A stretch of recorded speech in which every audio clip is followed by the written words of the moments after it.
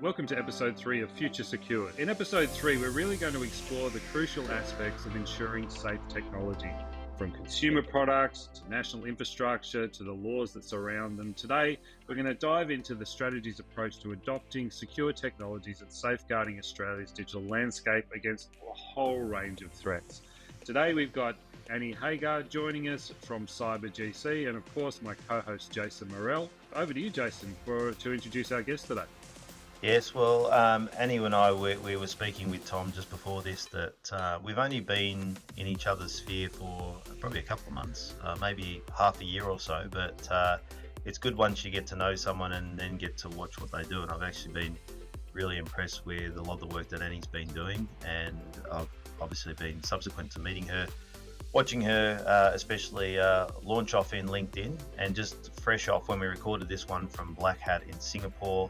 She was also at ACER in Canberra, so been very busy. So what she doesn't know about legal and cyber isn't really worth knowing. So I think this episode I'm really looking to get a bit of backbone around the cyber strategy and where the legal ramifications sort of sit with that, because I think it's something that is often overlooked and not spoken about enough. So I'd really love to dig into that. But Annie, if you wouldn't mind, just for the people listening who aren't as fortuitous as me to know you previously, do you want to just give a bit of background on how you sort of got to where you are now? Like, how did you end up running your own practice, and just give us a little bit of a brief history and time on your background? Yeah, I'd love to, Jason. And thanks to both Tom and Jason for having me on today. Cybersecurity has become a passion of mine over the last 10 years, and it's always been at the back of what you do as a technology lawyer. So I've started my career as a technology lawyer over 20 years ago, working initially with government clients, doing technology, big projects. But technology for me was an attractive area of the law because it's where community and where people and where the world is changing. And technology drives that change, but also change drives the technology to catch up with it as well and to enable new things. And the law traditionally doesn't keep up very well. The law is slow to change. And so for me, that tension between technology moving at ever increasing speed, but with the law not catching up, has been such a fascinating area to practice for my whole career. And then cybersecurity layered in on top of that about 10 years ago when I got an opportunity in the role I was doing as in-house counsel for Accenture to help them start a security business and to look at all the areas around cybersecurity as a service provider of cybersecurity. What are the laws around that? What licenses do you need? What are the risks for a business? But also, what are the services we're trying to provide to clients? What help do they need and how do they need that? Because this was back at a time when ransomware was really starting to kick off, and clients are saying, help us pay a ransom. And we'll go, well, paying a ransom is illegal. So we can't, as a listed company, help you pay your ransom using an unregulated Bitcoin currency. I'm sorry, that's not something we can do. But you know what was really interesting? There were people who can, because there were people who saw that opportunity and who were prepared to take that risk. And so for me, security and the law has been this even faster evolving space on top of the technology area. And it really resonated with me when I heard one of our guys quote from the philosopher Paul Virilio when he said, when you create the ship, you also invent the shipwreck. When you invent the plane, you also invent the plane crash. There is always, unfortunately, a negative side to whatever the development is. And security is about protecting us against that negative side. And that's a wonderful space to be in, is how can we do that protection? How can we help people to take advantage of all of the benefits that technology brings? And you think about what AI can bring to the community and what all the forms of health technology that have already delivered and will deliver in the future, the amazing benefits that are to come. But to make sure that the security is there so that it doesn't get used for ill is such an important mission in the community. And it's something I'm really passionate about working at from the legal perspective, so that laws aren't getting in our way, but that they are there to protect us so that people don't move so fast that those negative implications actually take away those benefits. So how did I get to where I am? I spent about 6 years working with Accenture Security in helping them to grow that business. And then I decided I needed to bring those skills back home locally to Australia, because I've been doing that at the global level. and to really help Australian organisations to understand their risks, to be able to make the changes in their business to help them secure themselves, but also meet their regulatory obligations around security when the inevitable breach happens, so that they're not overwhelmed and it doesn't mean the end of the business and what they're trying to deliver. So I started CyberGC just over a year ago and have been helping a range of clients, from government through critical infrastructure to cloud providers, and also lots of law firms and lawyers and accounting firms, small businesses, and a lot of startups. So a really broad range of work in the last year.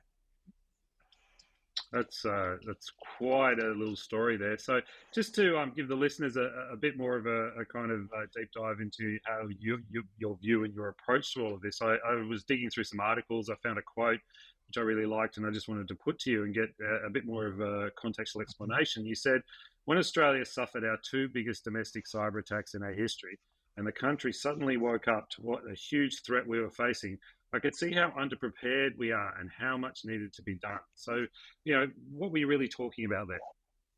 So those two big breaches were Optus and Medibank, obviously happening, getting on for 2 years ago now, but they were the first Australian big consumer companies that were to be hit by breaches. So prior to that, it's not like Australians had been immune. There'd been big global breaches that had happened. When Marriott and Starwood were breached in 2018, I was personally impacted by that. My hotel guest records were part of those that were stolen. People have been impacted by the MyFitnessPal breaches, by, I think, House was breached. There are lots and lots of apps that Australians use that have been caught up in breaches over the years: LinkedIn, Twitter, Facebook, etc. But there's something different about core brands that provide core services to Australian consumers being hit at the level that they were for Optus and Medibank, that I think really changed the way Australian organisations and people felt the breaches that were happening. When I have been in the community talking just to friends and family, but also in some of my professional roles, negotiating contracts with clients, you talk about security and they go, "Oh, is that really a risk here? Is Australia really such a target? We're small, we're a long way from anybody, nobody really knows we're here. Why would anyone bother targeting my small business, my small law firm, me individually? I'm not interesting." And the Optus and Medibank thing really changed that perspective. Yeah. Now, it wasn't the reason why it changed. The reason why it changed is that AI and the abundance of technology to help people hack with no skills, and to put bots out there and just spray attacks across the internet, was what really changed. It changed the volume of threats. It changed the how and who people could be impacted. But Australians didn't feel it until those big consumer breaches hit. And then they realised, oh, not only can my personal records be taken in Australia and then sold on the dark web, and that has individual consequences. I need to replace my driver's license, etc. But then there are things I can do in Australia about that breach, like the class actions that have followed. So those are the first class actions we're seeing in Australia about cyber breaches. Whereas in other parts of the world, class action lawsuits following a cyber breach have been the norm for many years. And so individuals understand that there are long-term consequences, but businesses understand that it's not just about the breach, it's also about the long tail consequences of a breach, which includes the regulatory action, the fines, and the lawsuits, which go on for years and years. And that's where the shift is for the firm, in that it's no longer just, I have to just report a data breach to the OAIC and then my obligations are done and dusted. Consumers have rights when their data has been stolen. There are ramifications for them that they can recover those losses. If you're a business who's impacted by a supply chain hack, there are things you can do. But there is also the proactive side. Don't wait to be breached and then worry about what you have to do. Protect yourself, because that means when you are breached, the consequences are far less horrendous. You're better prepared to defend. And unlike situations like Optus, where they weren't able to get privilege over their reports, if you are sued, there are things you can do in that space. None of that existed prior to Optus and Medibank, really. It was very unsophisticated and certainly not in the public eye. And that's what shifted for me. in that the conversation came to the dinner table. It came to the boardroom table, where it should have been for a long time prior to that, but it really only came to the board table then. And people really started to think, this is something I have to now put at the top of my list. One of the things you touched on earlier there was ransomware, a large Australian company in the health space that had been hit with ransomware by Sodenry Evil. And they actually got put onto some American brokers who negotiated for them to pay the ransom. And then they were provided the key. So they got access back to all of their materials. But no one really knew what had happened and what had gone at that point. So, could you maybe tell us about how over the last couple of years that has really changed? We've got the critical infrastructure laws, the impacts are about to come in. So what difference is that for companies in the realm of law? You can't immediately go out and just pay ransomware, get it unlocked, and then, kind of look the other way anymore, really, can you?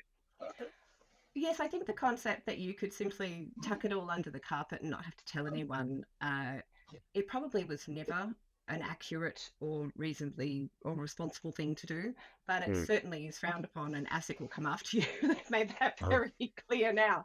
And actually, interestingly, in that space, nothing has changed under the corporations law. So if we think back a few years, if you're breached, if you have a ransomware attack, you've got the choice. Do you say something publicly and suffer the reputational damage, the loss of clients, the actual cost of having to tell everybody, or do you simply pay the ransom quietly, get your data back and say nothing? And was that legal? No, it's not legal if any personal data is involved, right? It was never legal to take that approach if personal data was in fact accessed by somebody who didn't have authorization to do that. So companies who took that approach were running a risk that if it was discovered, that they could be fined for failure to disclose a breach that they had covered up. And interestingly, in the US, the Uber CISO went to jail, prosecuted by the SEC, so the equivalent to ASIC, for sweeping a breach under the table and saying that it was in fact security research that he paid a bug bounty, not that he had paid a ransom. So that sort of approach in the US ends up with jail time, and it would be interesting to see if the Australian regulator ASIC would take a similar approach if there was such a high-profile, large cover-up as the Uber one in Australia, because the rules are the same. If you have an obligation to notify of a breach, which you do if you are a regulated entity, if you're an ASIC, a listed company, you have an obligation to notify if it's a personal data breach. You now have obligations to notify if you're covered by the SOCI Act. And there's also other industry standards that require you to notify. For example, if you're an Australian financial services license holder, you have to notify. Right. So if you meet any of those criteria, there's regulatory obligations you have to meet. But there was a risk of, what's the worst thing that can happen if we don't say anything? Can we get away with it? And what are the fines going to be? And after Optus and Medibank, the fines were changed for the privacy data breach piece, at least. And they went from being the cost of doing business and therefore the risk balance of, let's just pay because the consequences fine-wise are low, to actually we can't take that approach. We have to notify because the fines, if we get caught, are now $50 million, not $2 million. Okay. So that shifted. What also shifted was, I think, the methods of attack, and also the double extortion and the triple extortion. So not only are they ransoming and locking up your system and then you're paying money to get it back up and running, but now they're stealing the data and threatening to publish it on the dark web, or probably even selling it as well, because that way they can make money a second time around. And then we've seen the triple extortion, where they're in fact approaching the clients whose data has been stolen and extorting money from them not to have that data released. So the way that the threats are being carried out has changed, and I think that's changed the way that organisations have to respond. So the regulatory penalties have changed. The fact that it's not just, I'll get my system unlocked, we'll get back to business and we'll pretend nothing happened. That's not going to happen, because actually your data's out there somewhere in the ether. And it's not just that you might be able to respond restore from backups. It's that we have to now deal with the fact that our data might be published on the dark web, but also now our clients might be contacted directly, and so the game will be up. Even if we say nothing, the threat actors might actually talk to our clients directly. So you are seeing in the data a significant drop in the number of ransom payments made. I think for a number of those consequences all rolled up into one. It's not just that the fines have increased, it's also that you can't hope to get away with it as quietly as you might have 5 years ago.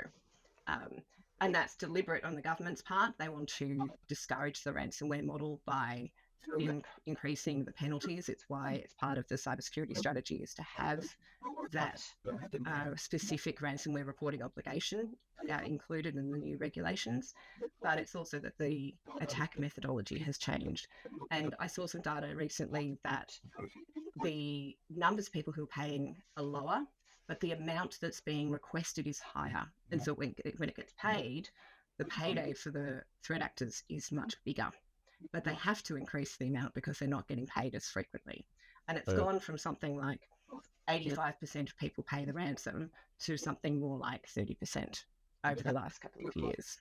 And that's really interesting to me. I think that's showing that all of those mechanisms together are working at reducing the effectiveness of that ransomware model and how organisations are ready to respond to it.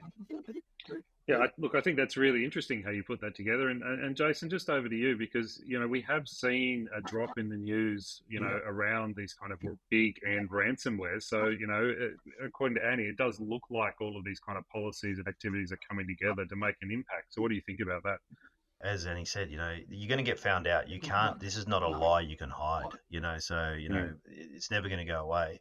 And that old adage that our parents often said to us is, tell the truth, there's much less to remember, I think holds true here because this digital stuff just doesn't go away ever. So if you don't get caught in the actual or around the incident itself, it'll come out down the track. There is, everything, and this is a good rule for anyone, whatever you put online will be seen eventually. So even if you think it's in private messages or whatever you're doing, do everything in the basis that this will be seen.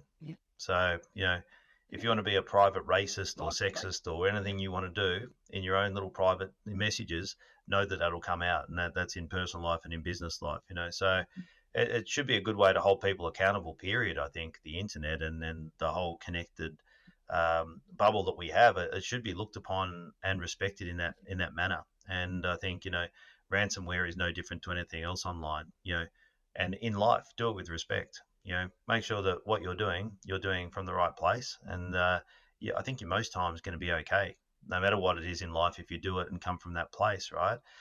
There have been many sins uncovered, and there's some things that I'm glad some companies have been found out and ransomwared and caught, because it's actually uncovered a lot of information which showed that they were doing unscrupulous things. So, we sort of talk about these people on the dark web and these people being baddies, but sometimes they can be doing some good as well. So I know we're talking all doom and gloom here, but there is sometimes some silver lining from some of these situations. And, just do the right thing, try and protect yourself as best you can, as Annie said. You never have any problems with the law if you're actually a law-abiding citizen or doing things correctly.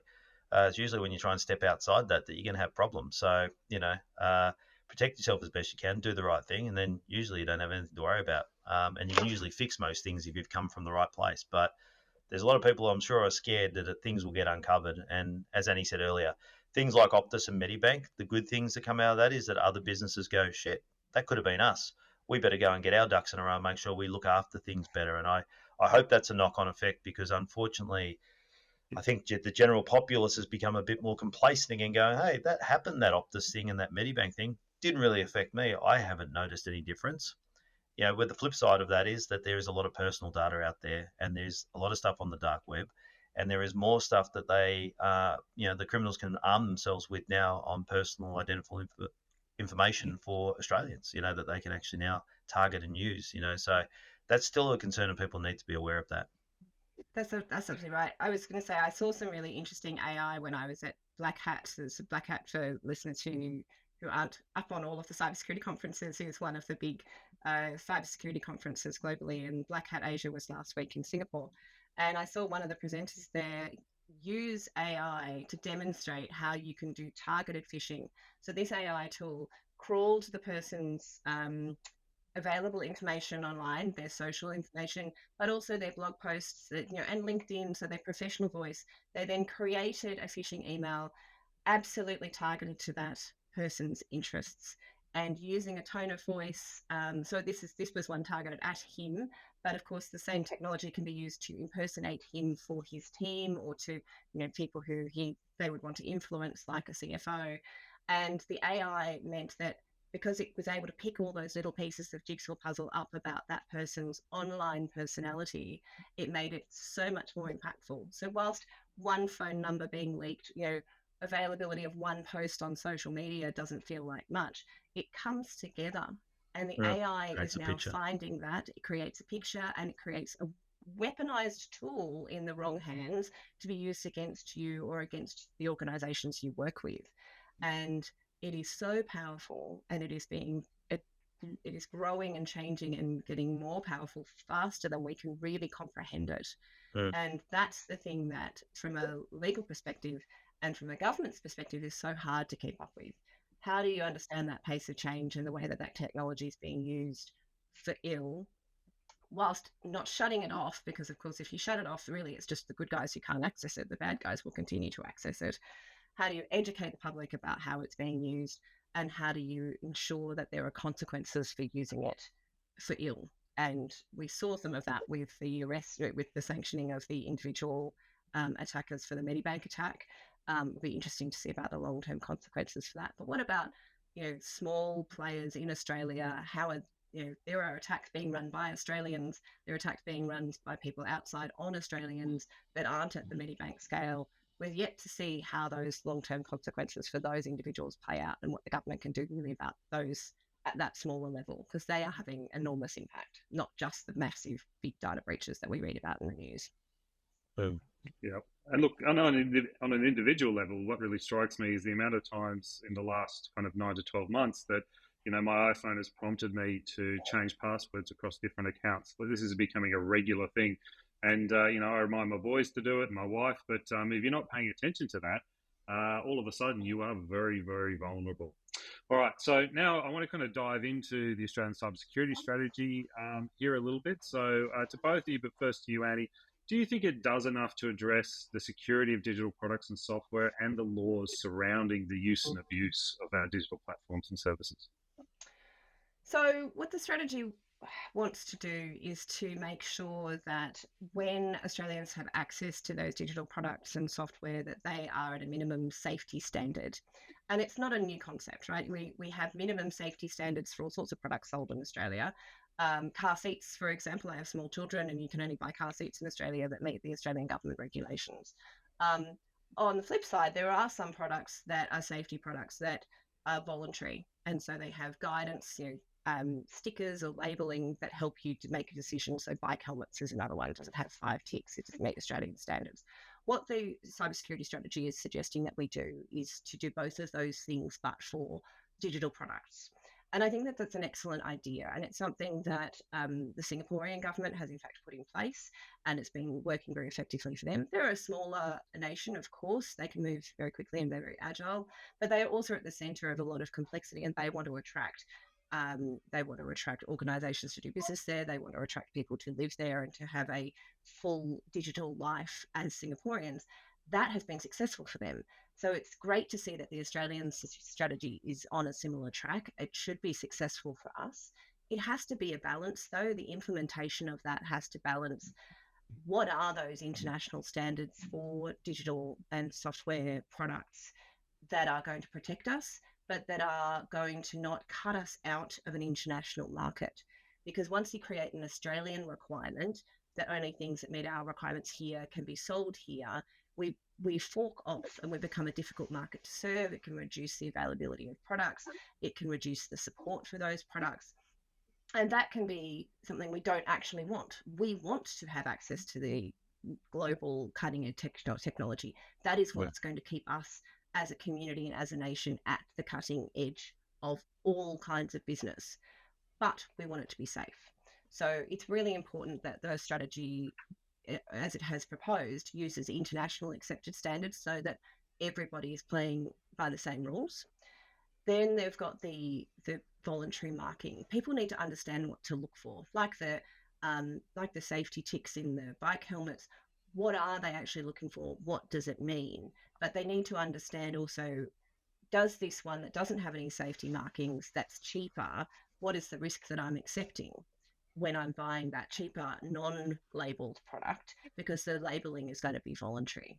And so not all products will carry a label. And also, what does 5 ticks mean versus 4 ticks in the world of cybersecurity? Security is a complex technical area, and so it's not going to be possible for the average person standing in Kmart choosing a baby monitor to understand what a 5-tick monitor versus a 4-tick monitor is and what that means for their family's personal security. So that there has to be an education campaign that comes along with that legal requirement. At the moment, it is going to be voluntary. They are talking about bringing mandatory standards in down the track, but this takes time. And I think there's also a question around the national security elements. We've seen recently in the US that they're taking steps to force the sale of TikTok so that it's no longer owned by a Chinese company and potentially ban its use if it's not sold because of national security concerns. Now, Australians use TikTok all over the place. We share our data with all sorts of online tools, platforms, software, apps very freely. And we don't understand that jigsaw puzzle we were talking about earlier about how our TikTok videos can contribute to a national security picture, but also to a personal security picture and the implications of that. So we don't want the government to be taking steps unnecessarily to ban things like TikTok or other apps or technology like AI that will appear in the future. But we do want them to be helping us to have enough education to not put information online, to not share where it's unsafe, but without restricting us unnecessarily. We don't want to become a nanny state. We want to be educated. We want to have agency, but we also want to have guidance from our government. And I think the strategy is trying to achieve that. What that will look like in practice is still to be seen. The regulatory consultation paper only just closed last month.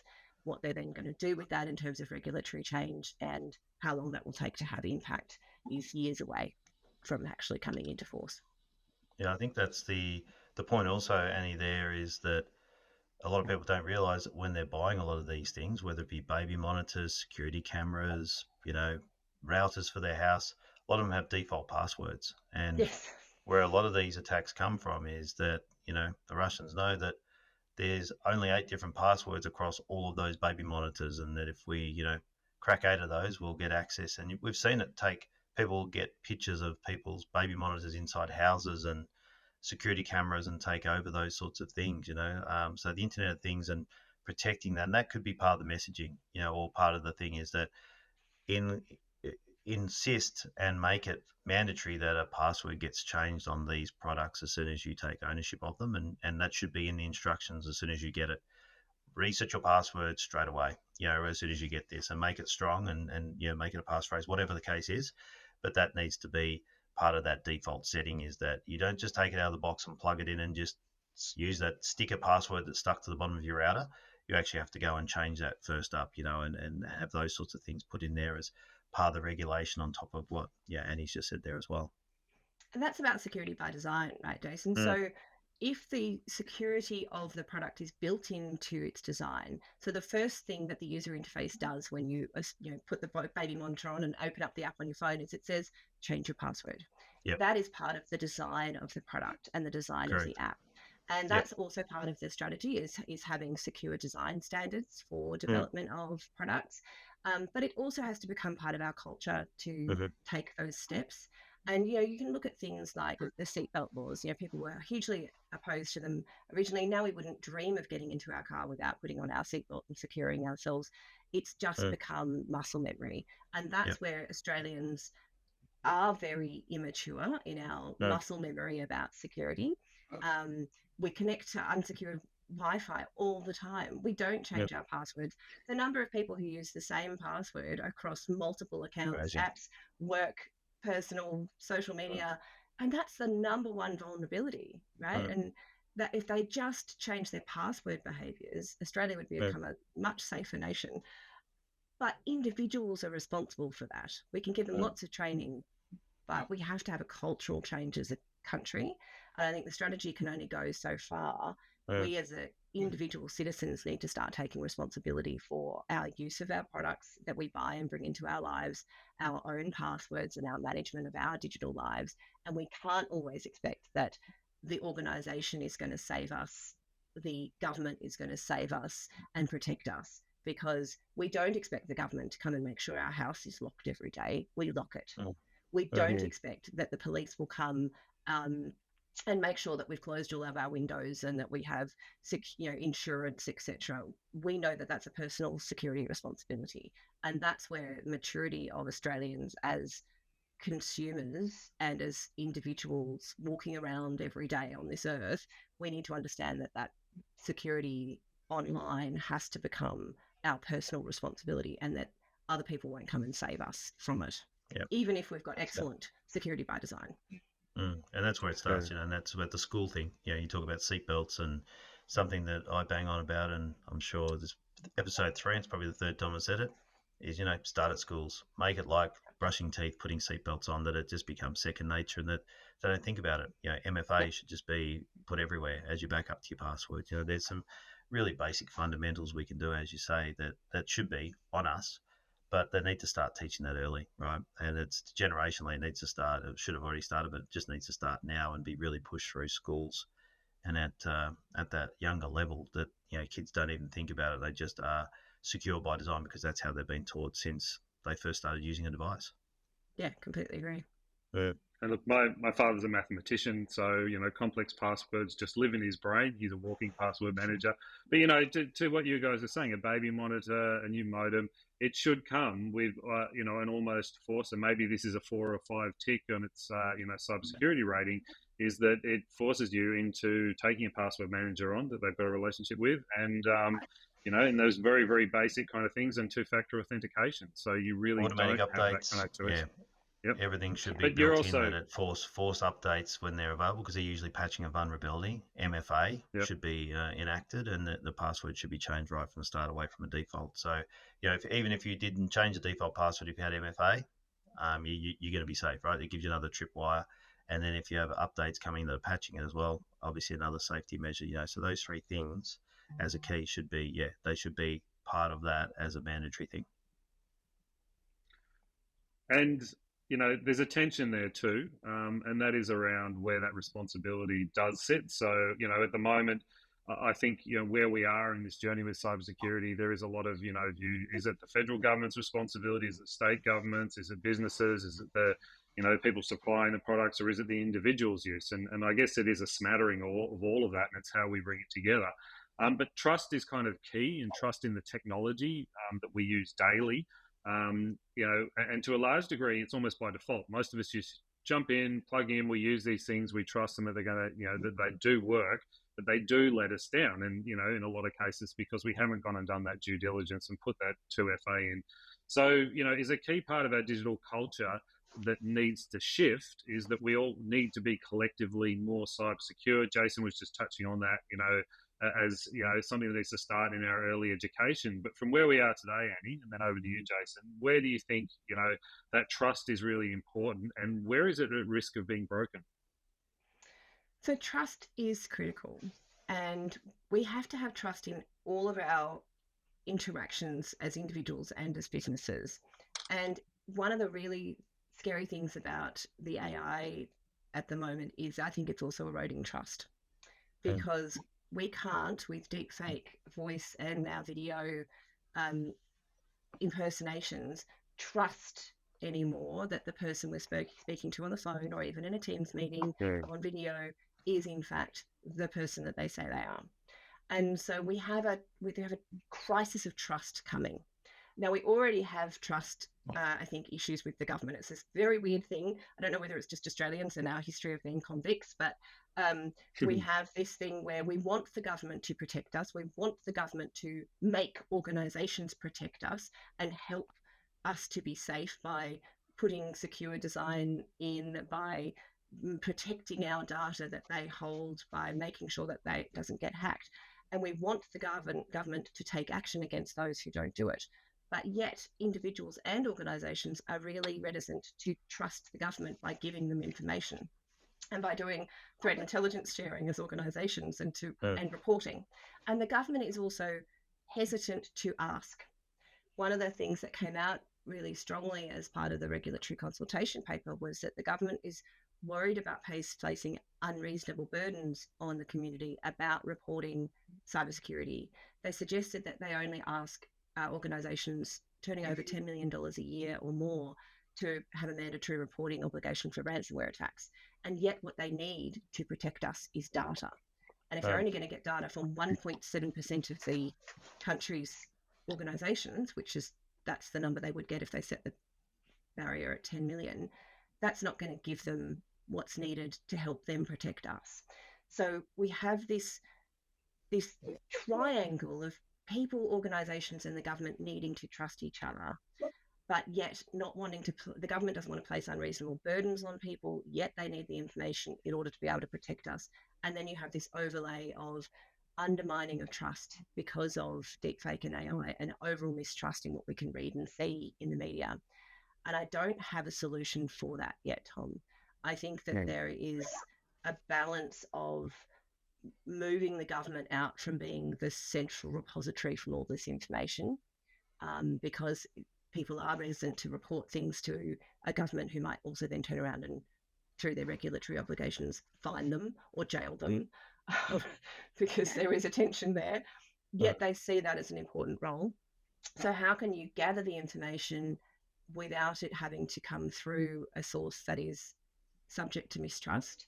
How can you balance the reporting burden so that you're not overburdening Australian organisations and particularly small business, but that you're getting the information you need to make a difference, but that you're training Australians as individuals and as business people to understand when and how to place trust in an age when visual audio connection is not necessarily going to be something we can trust anymore. We have to come up with a new framework for trust that is secure. And I think that's going to require all of us as an industry working together to come up with what that's going to look like. It's not clear cut.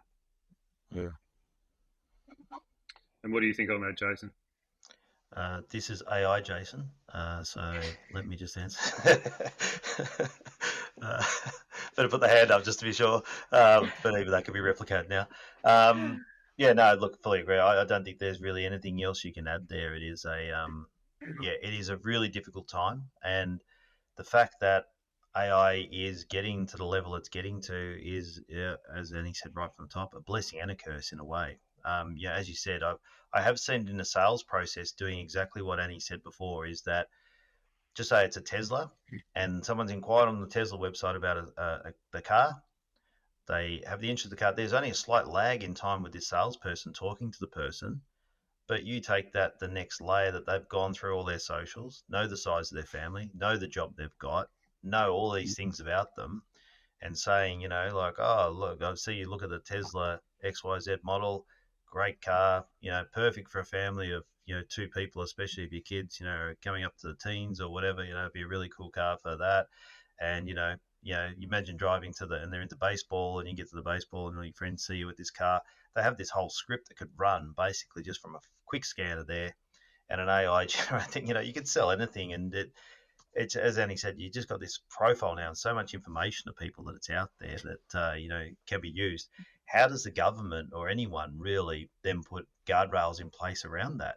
When people are using it for purposes that they can say are for the greater good of people, which can be used, but like anything, as Annie said, a gun in the hands of a police officer or, someone who's trying to protect you is different to the gun in the hands of someone who's a criminal, like it's the same tool, just different uses, so it's, and this is where it is, this is where we're sitting at the moment, and it's going to be a really hard one to reel in. It's gone so far out. It should adjust. The pendulum always swings hard one way and then the other. But how the government can play a role in it, or globally, because as I said, no cyber attacks happen from postcodes. No one's going and looking at the Mm. postcode of a certain suburb or somewhere in Australia. They're actually just attacking Australia, or they're attacking the world. I've got email addresses for all these people. I don't know where they are. I'm just going to send out a phishing email and, just spray it out there and see what comes back. But now that's been removed. There's no Nigerian letter scams coming out anymore. This prince could write you a letter and actually talk directly to your family and actually go through your DNA history and actually say, hey, you had a great grandfather.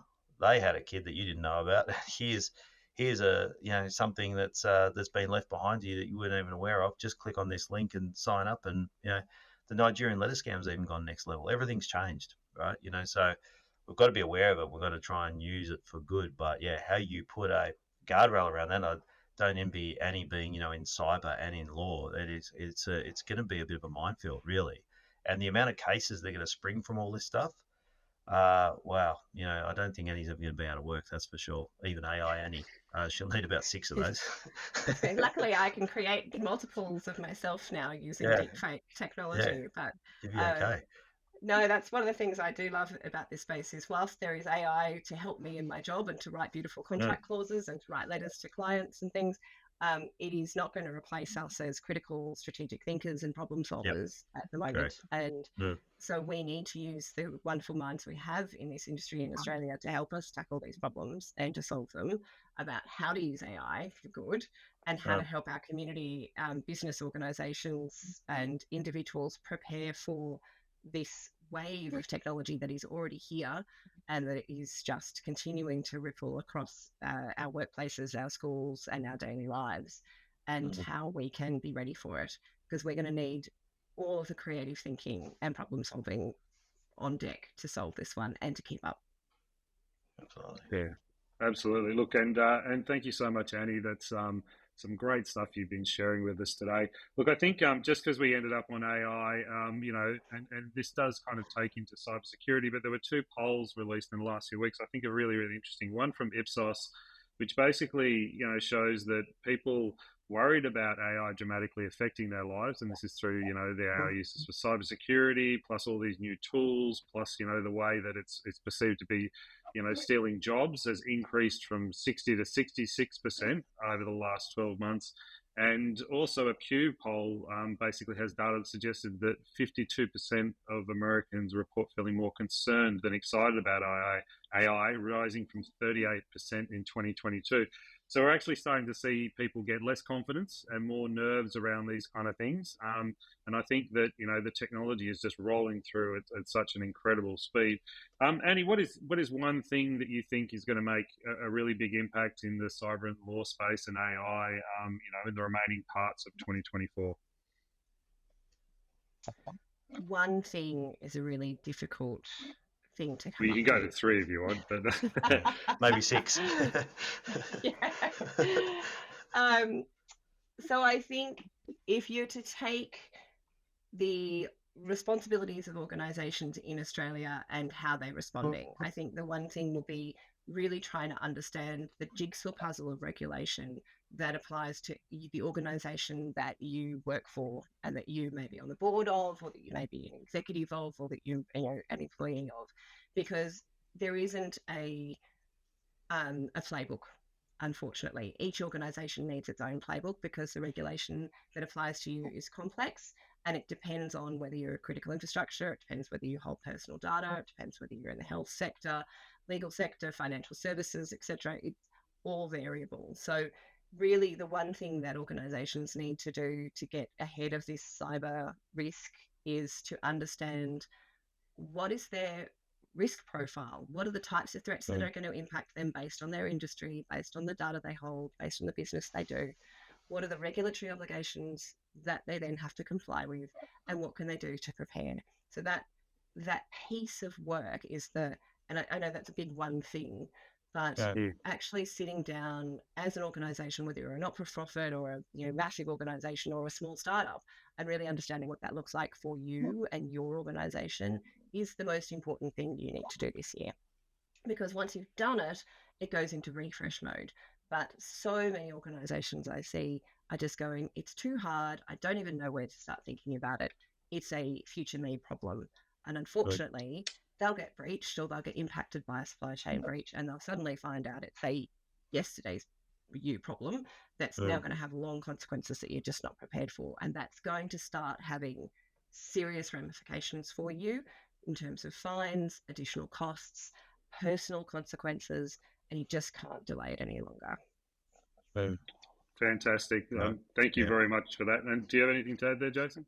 Yeah, I was going to say, look, I think people just got to get their head around AI and start using it, and be very careful how they use it. As Annie said, and we've spoken about in this program already, the future you is a great thing. I always think that, is my future me going to thank me for what I'm doing now? And think about that from an IP and stuff that you're putting into some of these engines. People are using ChatGPT and others and just putting IP and stuff that you think, what if this gets hacked and this gets out? Or you're crazy, and we think from a legal context and the perspective of what they're sharing in these engines. Just be very cautious about what you're actually putting in there.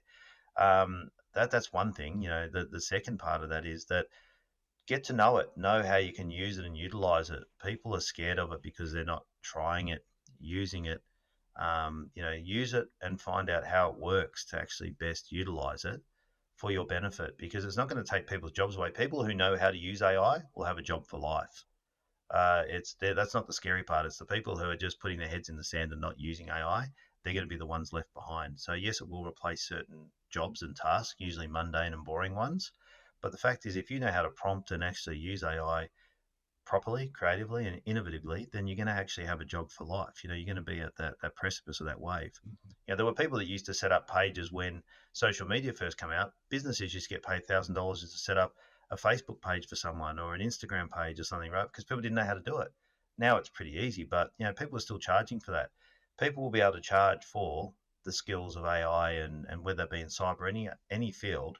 If you know how to use it and can teach other people and set it up for them, there's something there, right? But set it up securely like anything else, from the base. And that's, I think, getting the understanding of what is secure and what that looks like, whether you're using the co-pilots or anything in AI, just get to know it and start using it, but use it from a safe basis. And just, again, as Annie said, tomorrow's problem can become a big problem if you're putting the wrong sort of stuff in now. So it's stuff that comes in that could bite you in the bum later. Be very careful.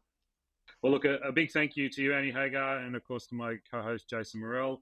Thank you to all the listeners. Please hit the subscribe button on YouTube and the like, chuck a comment in, and we'll get back to you, and we'll put Annie Hagar's LinkedIn and website details in the show notes.